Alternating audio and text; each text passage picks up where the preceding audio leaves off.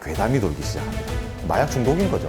대체의학을 공부했습니다. 성인과 청소년의 다르게 반응해서 나타납니다.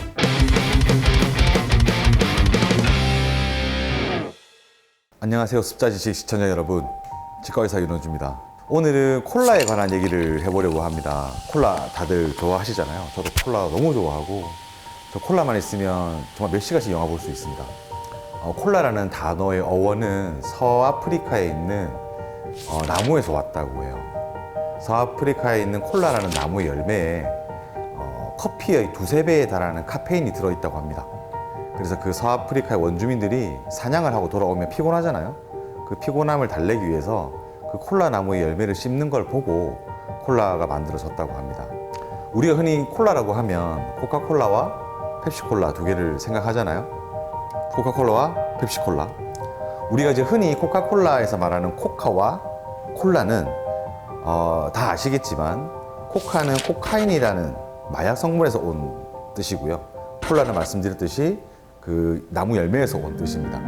코카콜라를 처음 만든 사람은 140년 전 존 스티스 펜버턴이라는 사람이 만들었습니다. 이 사람은 원래 약사였습니다. 약학을 전공을 했는데, 이 사람이 특이한 게 뭐냐면 그 당시에 140년 전에도 미국에는 현대의학이 들어와 있었거든요. 그런데 이 사람은 약학을 전공했음에도 대체의학을 공부했습니다. 우리로 치면 한의학 같은 거겠죠. 자연에 나는 식물이나 약초를 통해서 몸을 치료하는 걸 공부를 했었는데, 이 사람이 남북전쟁에 참가를 하게 됩니다. 남북전쟁 참여 당시에 큰 부상을 입게 되고 이제 너무 아프잖아요. 그러니까 진통제로 몰핀을 썼습니다. 근데 약사인 자신이 보기에 몰핀에 중독되어가는 모습이 보기가 안 좋았던 거죠. 그래서 몰핀을 끊고 대체할 수 있는 진통제를 찾던 중에 코카인을 발견하게 되었습니다. 그래서 코카인을 이용해서 몸을 회복한 이후에 이 코카인을 이용한 약을 만들어야겠다고 생각을 했고, 와인을 섞은 코카 와인이라는 걸 만들었는데 이게 정말 불티나게 팔렸습니다. 이 펜버턴은 사업 수완이 굉장히 좋아서 이 코카 와인을 기업형으로 많이 발전을 시키고 있었는데, 이제 문제는 미국이 금주령이 내려진 거죠. 와인을 먹을 수가 없습니다. 코카 와인이 너무 잘 팔리고 있었는데 이거를 팔 수가 없게 된 펜버턴은 고민 끝에 이 코카 와인을 이용한 시럽에 와인을 빼고 탄산수를 넣어서 최초의 청량 음료인 코카콜라를 만들게 됩니다. 코카콜라는 사실 CC로 되어 있잖아요. 그러니까 코카 할 때도 C고 콜라 할 때도 C로 되어 있습니다. 이게 원래는 K인데 이 로고를 제작하던 당시에 K가 이쁘지 않아서 C로 썼다고 해요. 코카콜라가 만들어졌을 때 펜버턴은 만병통치약으로 소개를 했습니다.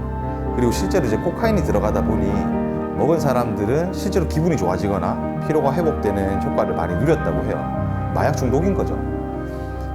코카콜라가 점점 더 성장을 하게 되었는데, 문제는 이게 청량음료였다는 겁니다. 여름에는 정말 잘 팔리는데 겨울에는 판매량이 없었어요. 겨울에는 사람들이 따뜻한 걸 먹지 청량음료를 먹지 않고, 그 당시에 미국에는 이제 우리 말로 하면 사이다라고 하죠. 애플 주스, 따뜻한 애플 주스를 겨울에 많이 먹고 있었는데, 고민 끝에 펜버튼은 광고를 하게 됩니다.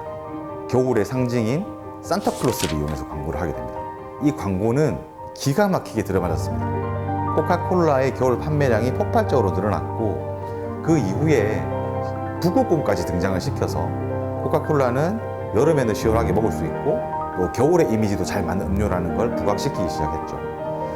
코카콜라의 판매량은 기하급수적으로 늘어났고 현재는 세계 1위의 음료 회사입니다. 시가총액이 제가 알고 있기로 300조 정도 되는 걸로 알고 있고요. 얼마 전에 뉴스를 봤는데 중국의 마오타이라는 음료 회사가 코카콜라의 시가총액을 넘었다고는 합니다. 그런데 제가 보기에는 아마 다시 조만간 1위로 회복하지 않을까 싶고요.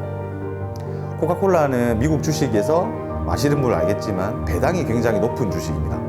배당을 많이 준다는 얘기는 수익 구조가 좋다는 얘기겠죠. 코카콜라는 대량 생산을 하기 위해서 콜라 열매를 사용하지 않고 지금은 향신료를 합성해서 쓰고 있는데, 이거는 다 알고 계시겠지만 아직도 어느 은행의 금고에 비밀로 붙여져 있습니다. 펩시콜라는 코카콜라가 나온 직후에 나왔습니다. 펩시콜라를 만든 사람도 약사였고요. 이 사람은 콜라가 성공하는 걸 보고 자기도 한번 도전을 해봐야겠다 생각하고 콜라를 만들게 되었는데, 소화효소인 펩신의 이름을 따서 펩시라고 이름을 지었고, 코카콜라가 만병통치약이라고 광고를 했던 거와 다르게 펩시콜라는 소화제로 홍보를 했습니다. 그렇다 보니 아무래도 판매량이 저조할 수밖에 없었겠죠. 이 두 라이벌전은 지금도 계속되고 있는데, 제가 2001년에 뉴욕에 잠시 거주를 했었거든요. 당시 TV 광고에 충격적인 게 나왔습니다. 이게 한국에서는 있을 수 없는 광고라서 더 충격적이었던 것 같은데, 어느 광고가 먼저 만들어졌는지는 잘 모르겠어요.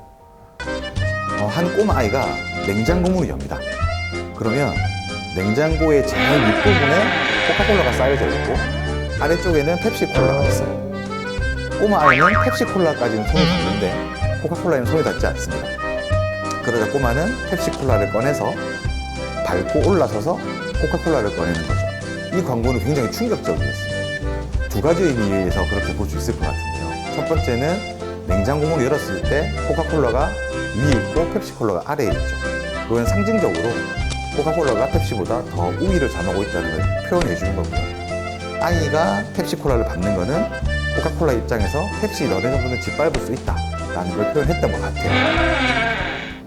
이후인지 어느 게 먼저인지는 모르겠지만, 이후에 제가 본 광고 또 하나는 똑같은 컨셉인데 냉장고가 자판기로만 바뀌었습니다. 그리고 위치가 코카콜라 자리에 펩시가 들어가고 펩시 자리에 코카콜라가 들어가는 거죠.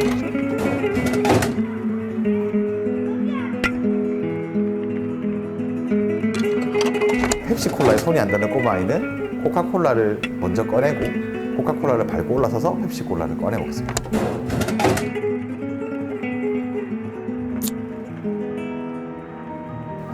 이런 디스전을 통해서 펩시와 코카콜라는 음료 시장의 과반수 이상을 차지하게 됩니다.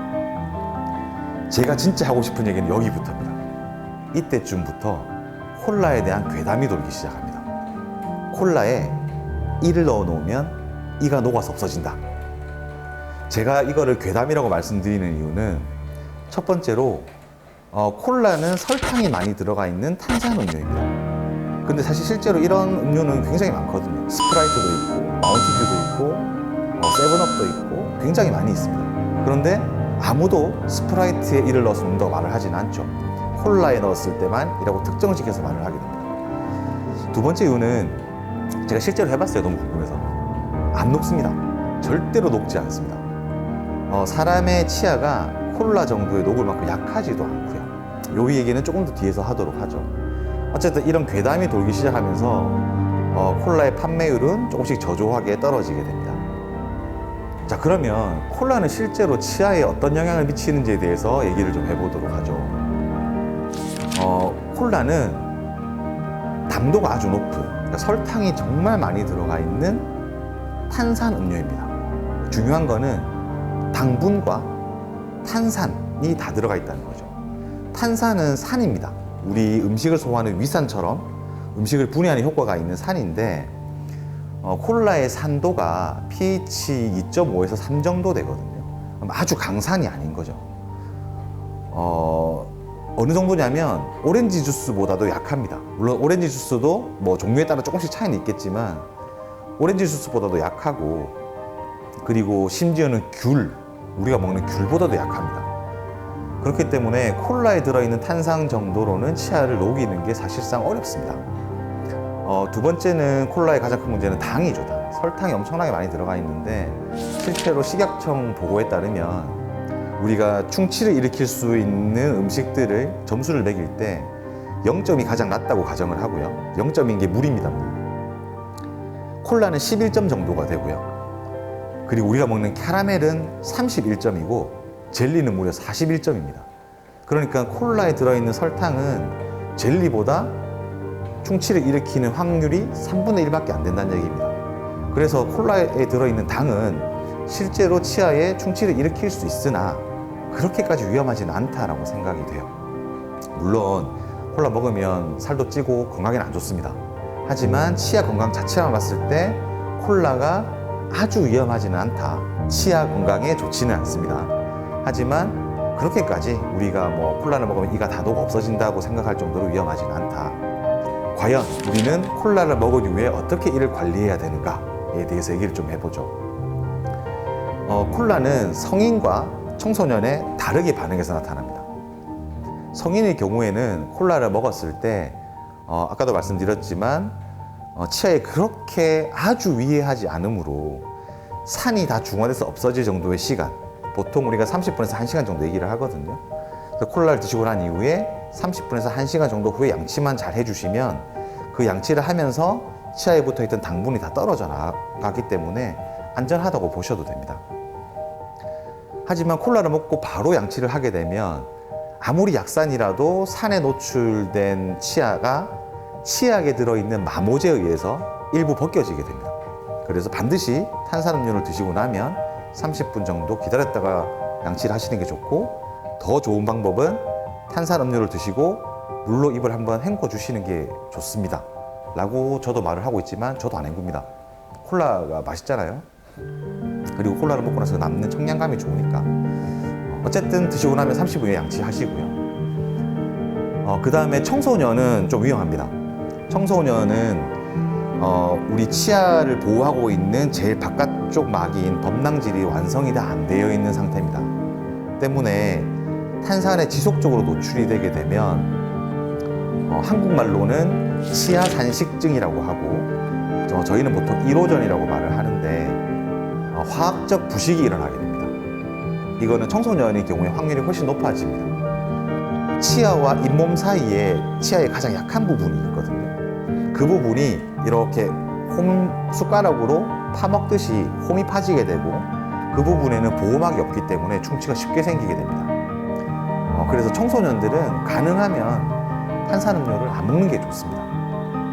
가능하면 혹시나 좋아하시는 분들 있으시면 최대한 줄이시고, 청소년들은 또 특히 주셔야 될 거, 학교를 가기 때문에 양치할 시간이 없잖아요. 그래서 가능하면 식사 전후 양치를 할 수 있을 때 먹는 게 좋겠죠. 그럼 마지막으로 의사의 입장에서, 치과 의사의 입장에서 탄산음료를 어떻게 섭취하면 좋은가에 대해서 말씀을 드리겠습니다. 저도 콜라를 너무 좋아하는 입장에서 콜라를 먹지 마라 라고는 말씀을 못 드릴 것 같아요. 가능하면 아무리 좋아하시더라도 하루에 한 캔 이상은 안 드시는 게 좋고요. 더 좋은 거는 콜라를 안 드시는 게 가장 좋은 방법일 것 같습니다. 오늘 콜라에 관한 얘기를 해봤는데요. 내용이 마음에 드셨다면 구독, 좋아요, 알림 설정 부탁드리겠습니다. 감사합니다.